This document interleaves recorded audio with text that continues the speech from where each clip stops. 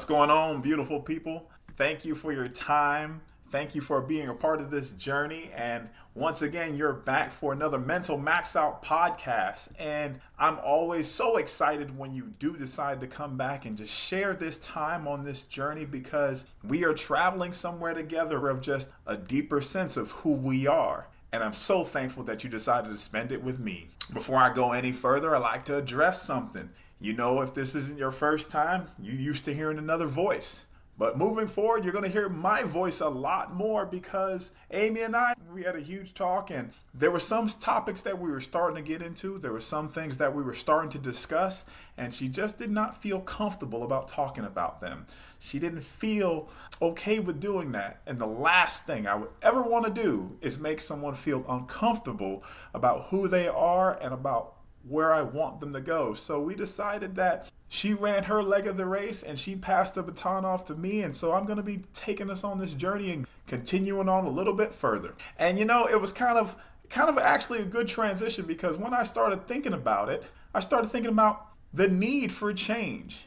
And why do we feel that being necessary? And when I started to think about that, I went to the first time I remembered change. And that's when me and my mom used to go and get my hair cut. So we used to go get my hair cut every 2 weeks. And my mom would always get the same cut for me. Low all around. Yes, I did have hair before this. So believe it or not, I've never always been bald. There's been a nice set of hair on this head. And she would always take me to go get this cut. And I remember one day she looked at me and said, "You decide what you want the cut to be." And I couldn't believe it, that she was giving me an opportunity to get my own style, say something different about me, and she kind of gave me the reins. So I remember when I sat in that chair, the barber looked at me and said, "What will it be?" And I just remember in all those barbershops growing up as a kid, you used to see the posters of all these cool designs of what you can get done to your hair. And I remember pointing and I said, "I think I want that." And it was just the smallest of adjustments. And he said, "No problem." So by the time the cut was finished, I looked and little did I know it was the exact same cut. But the only difference was I got a part put in my hair. And yeah, if you don't know what a part is, it's pretty much a small little increase right above where your hairline is. And it's like a little arrow. It's like a little arrow or a little triangle. But it's cool. It was cool at that time. And everybody had a little part. And I remember when he did that, I was like, "Oh, okay, thank you so much." And I was so excited. But that wasn't the real transformation. That wasn't the real me getting into loving this haircut. So the next couple days went by and I went to school. And I remember like it was yesterday. I was on the playground and a couple people were looking at me. And I remember this one girl said, "Hey, Akeem, I like your haircut." And man, that's all your boy needed.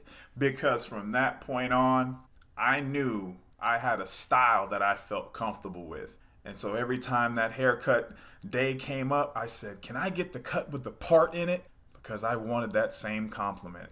And that's how change is. When the outside world approves of something, we're willing to do it because it makes us feel good. We know that feeling we get on the inside because the outside world said, "I like that adjustment. I like how you said that. The way you carried yourself, it made me feel good, so I'm going to make you feel good by telling you." And that's one of those things that just makes you feel real good on the inside. But believe it or not, those are our earliest forms of change. When the outside world approves of it, that's when we start to make it a part of us. So what are some of those changes that you have made in your life? What are some of those things that somebody said, "I like that style. I like how you wear your hair like that. I like the way you say that." And that one compliment turned into my style. Turned into that's going to be me moving forward. In this time of the year, it's always crazy when I think about it because Allison usually laughs at me because she's like, it's getting closer. And I said, "I know. We have sports playing year round in the house, but I love football. I love some football. And this is the time of year where there's no football. There's basketball just ended. Hopefully the Florida Panthers can do it and win the Stanley Cup. But all my big sports that I really enjoy are ending. And I remember how that makes me feel back when I was training for the NFL, because I was thinking to myself, wow, when I was training for the NFL, my thought process didn't change until I knew the NFL was really about to happen. So let me take you through it. When I was at Clemson, yes, I trained hard. Yes, I molded my body and continued to do something that was necessary for me to be ready on Saturday. But I'm not going to lie to you guys. When Thursday rolled around, I was partying. When the weekend rolled around, I was having a good time, because that's what you do when you're in college. And so I was really enjoying that, but I was also training hard. And it wasn't until my last game, and there were no more Saturday college football games, there were no more rubbing the rock and running down the hill, that my strength coach that day talked to me and said, hey, the NFL is different. The NFL doesn't tell you how to train yourself to be ready. You just have to know what you need to be ready. And little did I know, that whole transition and that whole process of my life was actually creating something where everything changed. How I started to dress, how I started to stretch, my preparation for weights that day changed. Because I understood that, oh, this isn't no longer a win on Saturday, something for Clemson. This was actually something for me. This was actually a chance to be a part of the NFL. And I trained so much. I changed my mind and I transformed everything so much that even on the day of my pro day, and a pro day, if you don't know, is when NFL teams come and they see the prospects that are coming out for that year to put them on display. I had an outfit for every drill that I was going to do, because some, I wanted them to see that I was fast. And I knew wearing white made you look faster. And some events, I dressed in black because I wanted to look slimmer. And so I had all these plans and all these things. And unfortunately, didn't work out for me. But I've had a great time and I've had a great process in that. But that was when I realized that in change, when our circumstances change, that's when we realize there has to be a change. My first day at Clemson, I could have always made it to the NFL, but it wasn't until my last game that it hit me. I realized that I needed to do something different if I wanted to be a part of that fraternity. I had to do something a little bit extra if I wanted to be a part of that brotherhood. And that's kind of how change in our lives works sometimes, because we go through things and we do things, but we don't really get hit with it until something changes. And in that circumstance, when we realize something changes, that's when we say, oh, I need to change, or this change will destroy me. And so I started thinking to myself, well, how do I handle such changes in my life? How do those things come about? There was a time where when I was looking for a job, and I met one of my great friends today and a great mentor, Dr. Pat Ivy. And I remember I walked up to him and I said, I want a job. I want to work for you. And he looked at me and he said, well, do you have a place to live if you moved up here? And I said, no, I don't. And I was just so excited to work with him that I had no connections to that part of Columbia, Missouri. I had no friends in that part. But I just said, I want to work with you. And he said, well, you don't have a place to live. You don't know anybody here. So what are you going to do? I said, I don't know, but can I? And he said, okay. He made a phone call, and then 2 days later, I got a phone call. I answered the phone, and two people said, we're looking for somebody to work as a house dad in our fraternity. Have you ever done that before? I said, no, sir, but I'm just excited for an opportunity. So I met with the two gentlemen, and from that point, we hit it off great. And the next thing I knew, I was living in the house. I was not necessarily a part of the fraternity, but I was in the house. And from there, there were 35 guys in the house. And out of the 35 guys in the house, there were two separate floors, and I lived on the first floor, and there was a second and third floor, and I had to just be their dad. And I got thrown into the fire, man. It was quite an experience, to be honest with you, because I remember that first weekend. And boy, that first weekend was crazy because upstairs the music was blasting. They were having a great time. They were enjoying themselves. And I was just like, I guess so. I remember how it was when I was in college. So I guess they have to have a good time. And that night went off without a hitch. And they had a great time. But I remember that next day. That next day I walked out of my room and oh my. The trash was everywhere. It was so dirty. I couldn't believe it. I thought to myself, well, what would a dad do? And I said, well, I guess a dad will tell them they have to clean it up. We have to make this mess go away. I went to every single room and knocked on the door and I said, hey, we're going to clean the house at 12. And guys were looking at me like, huh? And went to the next door. We're going to clean the house at 12. We're going to clean the house at 12. We're going to clean the house at 12. 12 o'clock rolled around and everybody's cleaning. We're not going off with a problem. Everybody's doing it. And it's crazy because there was one room that wasn't.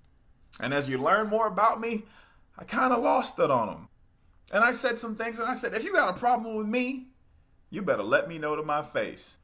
And right after that, somebody just finished mopping the stairs and I fell down the stairs, but I popped up because I was still athletic.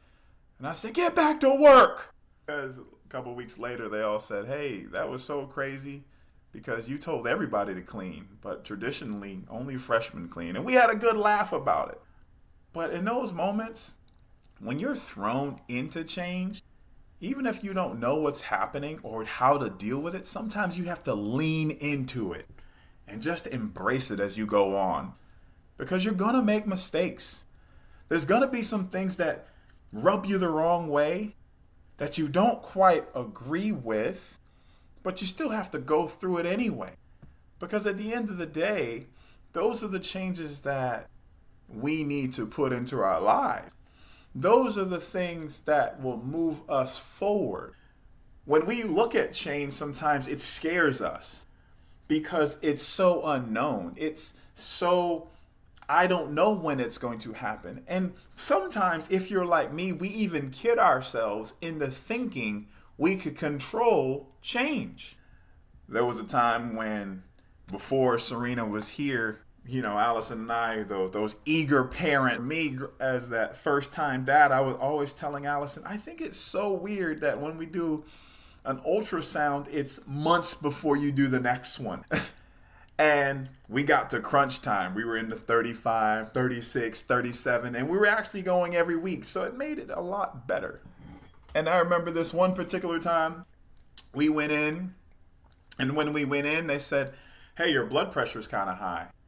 And I didn't know what to think at the time. And another time we went in, they said, hey, your blood pressure is kind of high. And then we went in for a third week again, and they told Allison, your blood pressure is high again. And they said, if it's high the next time, this baby might have to come. And I remember me and her were just sitting there, and we were like, well, we have these plans, and we have these ideas that we thought it was going to be on this day. And the doctor just looked at us like, I know what you're thinking, but this is telling us it's going to be on these days.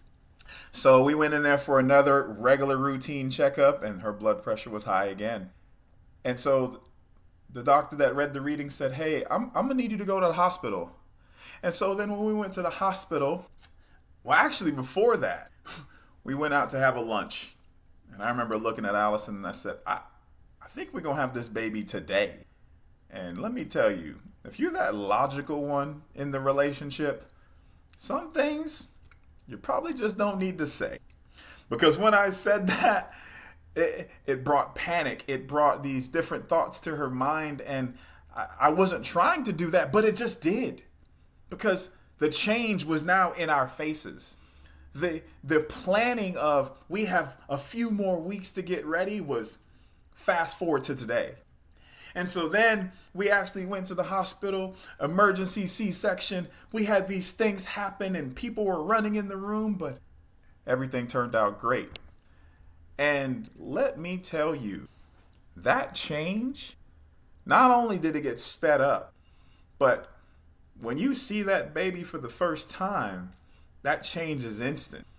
And the one thing they don't tell you about the change is it's on you now. What are you going to do? Those months of planning, now, how are we going to respond to the change? What are we willing to do now in the middle of the change? And I remember sitting there, both sleep deprived parents, second night in the hospital, and Serena just wouldn't stop crying. And who can blame her? New environment, new world, new surroundings. All of this is new to her.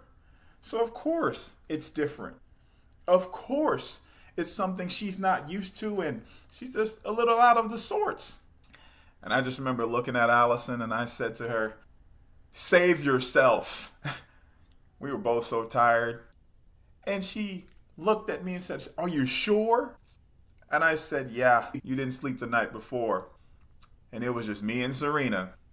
And I held her like a football. Who can blame me? All I know is football at the time, and so who can blame me? I held her like a football, and I just tried to bounce her on my knee, and she's crying and looking at me. And we stayed there in that same position till 3 a.m. She finally fell asleep. And I just remember thinking to myself, sometimes we're forced into change when we know someone else is depending on us.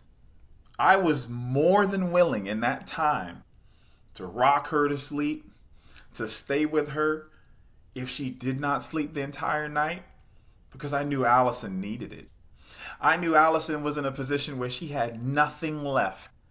And so for me, it was one of those situations where I know I got nothing left, but I'm going to make myself have something because there is no other alternative. And so when you know that someone else is depending on you, change is necessary. It's no different than we say when your back is up against the wall, now what are you going to do about it? Who do you become in those moments? And I remember thinking to myself that I have no idea how to be a dad. I'm only 2 days in on the brand new job, and I'm going to give it my all. I'm going to make this work. And if making it work means you're not going to bed tonight, Akeem, that's what it is. So for you out there thinking, what are some of those things that you know somebody's depending on you? And you were forced into it, but now you embrace it. Now it's something that's a part of you. Because now that it's a part of you and you know that these people are depending on it, that's who you have to be. That's when the bell rings, who you're getting into the ring as. We have these moments in our lives all the time where, yes, we know people are depending on us, and yes, we understand that things have to happen to have that happy life, that home life balance, but there are some things that we weren't ready for. I was not ready to be a dad. In my mind, I am. And yes, as every day goes by, I get that confirmation. Yeah, you are. Yeah, you are. But in some situations, it speeds up your timeline. It speeds up your process. And so in doing that, we sometimes just have to dive in. We just have to jump and not worry about where is the landing. We just have to jump in understanding that there is a landing. It just might not be according to our plan. And so that's one of the types of things that change does.